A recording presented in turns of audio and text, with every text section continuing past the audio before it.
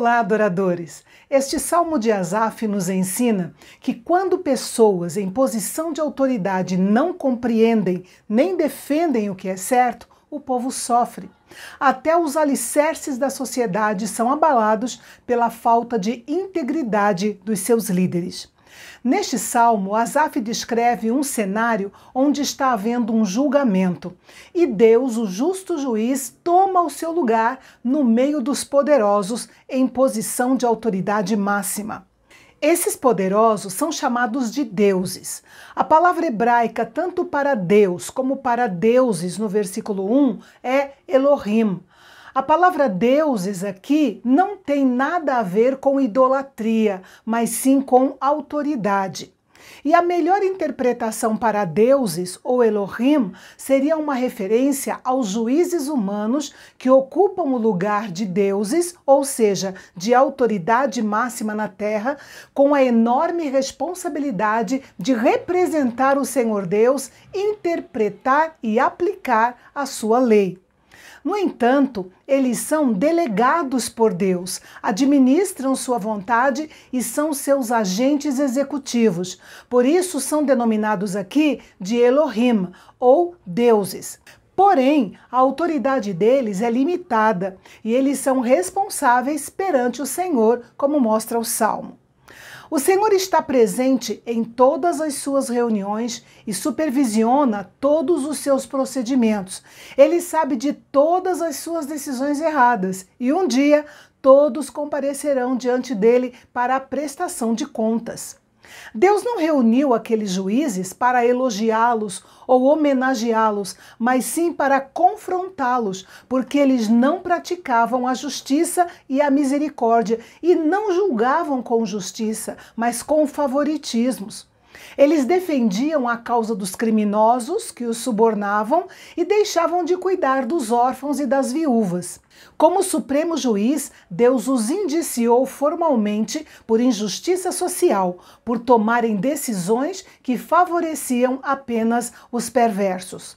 A ideia de Deus chamando os juízes da terra para um julgamento especial é digna de uma reflexão e uma pausa para consideração e confissão. Por isso temos aí a palavra selá.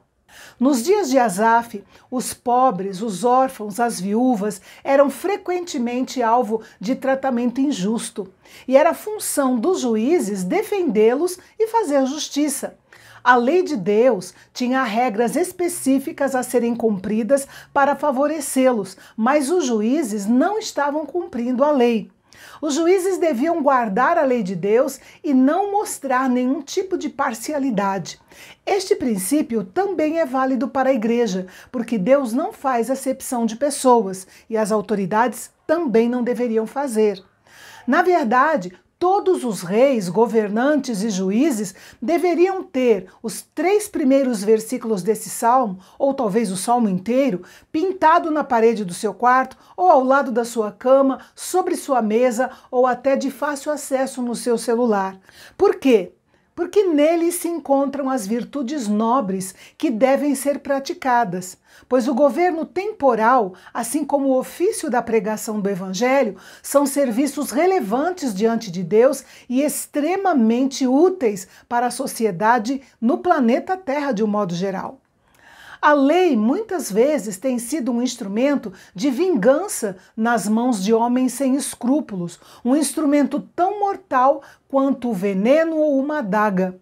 Cabe ao juiz impedir a injustiça. O rei Josafá deu instruções sábias aos juízes do seu tempo. Ele disse: considerem atentamente aquilo que fazem, pois vocês não estão julgando para o homem, mas para o Senhor, que estará com vocês sempre que derem um veredito. Agora que o temor do Senhor esteja sobre vocês, julguem com cuidado, pois com o Senhor, nosso Deus, não há injustiça, nem parcialidade e nem suborno. Esses juízes tinham cargos elevados e eram chamados de Elohim, ou deuses. Não apenas neste salmo, mas também em Êxodo, nos capítulos 21 e 22, o próprio Deus chamou os juízes terrenos de Elohim, ou deuses.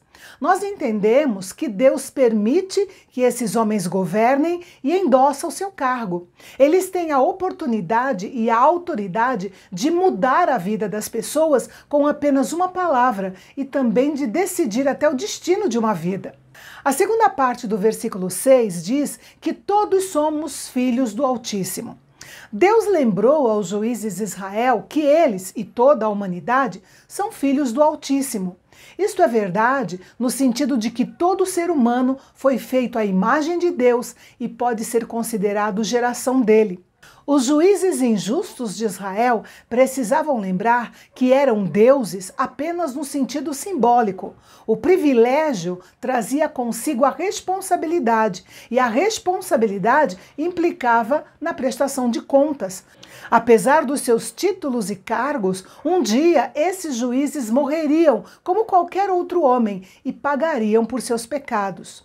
Quando Deus, o justo juiz, termina o seu discurso, Asaf acrescenta sua oração, pedindo a Deus que fizesse o que os juízes terrenos jamais fariam: exercer sua autoridade de julgar adequadamente, não apenas na terra de Israel, mas também em toda a terra.